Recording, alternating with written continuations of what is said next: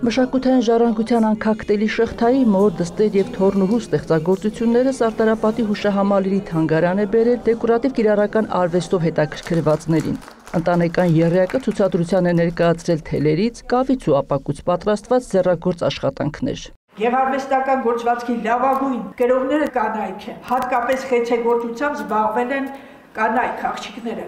Եվ հետաքրքիր ձևով մենք այս շերտը դարձյալ տեսնում ենք երիտասարդ սերնդի մեջ։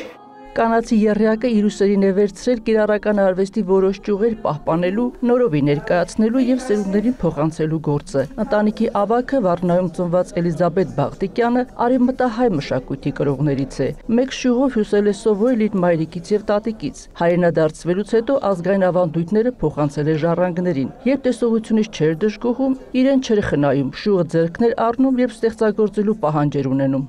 Այնքան մեծ խճուկով էի գործում, այնքան նվիրվածությամբ էի գործում, ժամը 5-ին վեր էի կենում առավոտ, գործում, շատ ծանր աշխատանք է, դրա համար էլ տեսողությունը շատ խաթարվեց։ Հիմա դժվարանում է հյուսել աղջկան ու թորանն արդեն խորհուրդներով է օգնում։ Դուստրն անկեղծանում է ձեռագործ մանր աշխատանքներն իր համար չէ, եթե մայրը մանր հյուսքեն շարվածքներ անելիս հանգստանում էր, ինքը ընդհակառակը լարվում եւ շտապում էր վերջնարդյունքը տեսնել։ Ու մի օր, երբ կրտսեր Էլիզաբեթը խնդրեց իր համար պայուսակ հյուսել, կարծես նոր ուղղության ազդակ էլ տվեց։ Գույների պահը, ինչ-որ համադրությունները ինքը ինձ խորհուրդներ է տալիս։ Ամեն ինչը մտածված պետք է անես, որպեսզի ինքը սիրուն ստացվի, հետաքրքիր ստացվի։ Չեմ մտածում, որ վաճառք լինի։ Մտածում եմ, որ ինձ դուր գա, որ ես կարողանամ ինքս կրեմ։ Եթե ինքս կկրեմ, ես իմ պայուսակ ուրեմն դրանից առավել ինձ թվում է կողքից էլ ասում են ինչ գեղեցիկ է, լավն է։ 2 տարի է ինչ Արուսյակը պայուսակներ է հյուսում, մոտ 50 աշխատանք արդեն ունի։ Վաճառքի մասին դեռ չի մտածում, առայժմ նվիրում է, բայց չի բացառում, որ բիզնես սկսելու ծրագիր մշակի եւ գունագեղ ու բազմաձև պայուսակները արտադրված է Հայաստանում մակնշմամբ շուկահանի։ Իսկ դուստրը ջութակահարուհի Էլիզաբեթը, որ կոնսերվատորիան ավարտելուց հետո նաև կերամիկական իրեր պատրաստելու գործում է վարպետացել, հիմա էլ ապակին է շնչավորում, ասելիքը փոխանցելով կանացի զարդերի միջոցով։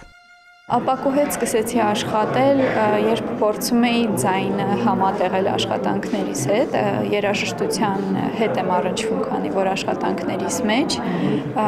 ուզում էի ձայնի թափանցիկությունը եւ սրության զգացողությունը փոխանցել նյութի միջոցով, այդտեղից սկսեցի ապակին որպես նյութ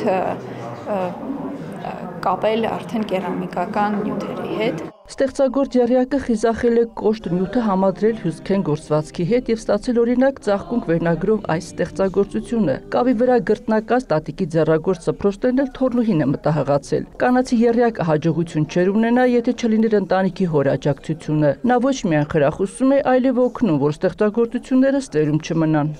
Քաջալերում եմ, որ ցուցահանդեսներ տեղի ունենան, հատկապես աղջիկս, որ դեռ երիտասարդ է, ինձ թվում է իրան մեծ ճանապարհ է սպասվում։ Ցուցահանդեսն ուղեկցվեց երաժշտական կատարումներով, տատիկի ժանյակագործ ծածկոցները, դստեր հյուսքեն պայուսակներն ու թորնուհու ապակյա զարդերը թանգարանում կմնան մոտ 1 ամիս։